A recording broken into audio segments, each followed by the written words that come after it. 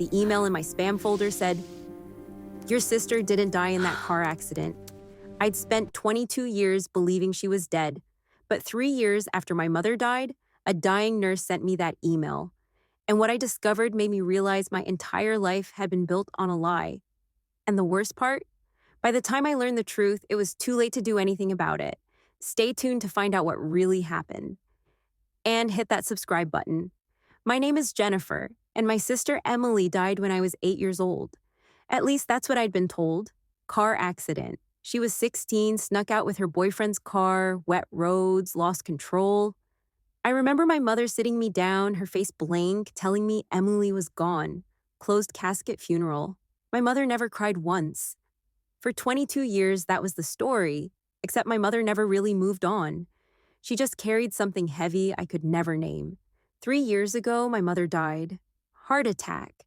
And I spent those 3 years angry because we were never close. Until I got that email. The sender was Helen Pritchard, subject line, "What your mother never told you." I thought it was spam.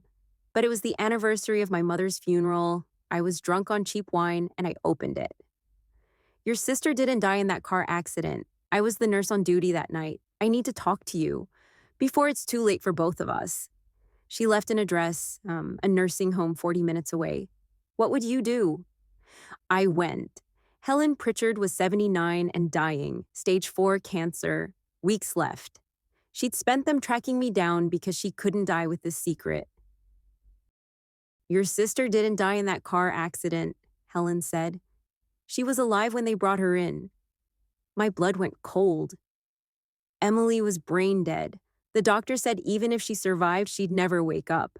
But there was another girl in the hospital that night, 8 years old, liver failure, days to live. And your sister was a perfect match. You see where this is going? Your mother made a choice. She let Emily go so her organs could save a stranger's child.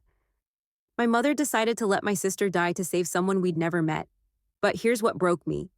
Helen said my mother asked one question first. If Emily's organs save this girl, what kind of life will she have? The doctor said, a full one? My mother chose a stranger's future over her own daughter's life. I couldn't breathe. 22 years of secrets.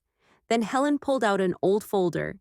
Inside was a newspaper clipping, a photo of a woman, maybe 30, smiling. Dr. Sarah Chen, pediatric surgeon, celebrates 10,000th successful operation. That's her, Helen whispered. The girl your sister saved. She became a doctor, a children's surgeon. She saved thousands of kids. Because your mother made that choice. My sister died so a stranger could live, and that stranger spent her life saving other people's children. Suddenly, everything made sense. The way my mother held me too tight, the donations to organ foundations, never missing my birthdays, like she was making up for all the ones Emily never got. She wasn't distant because she didn't love me.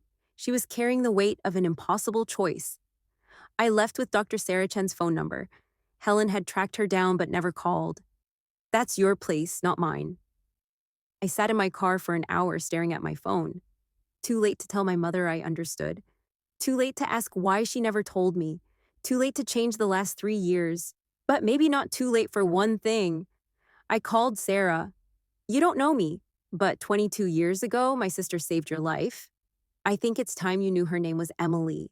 We met 2 weeks later. Sarah cried over photos of my sister. She told me about every child she'd saved and said, I think about her every single day.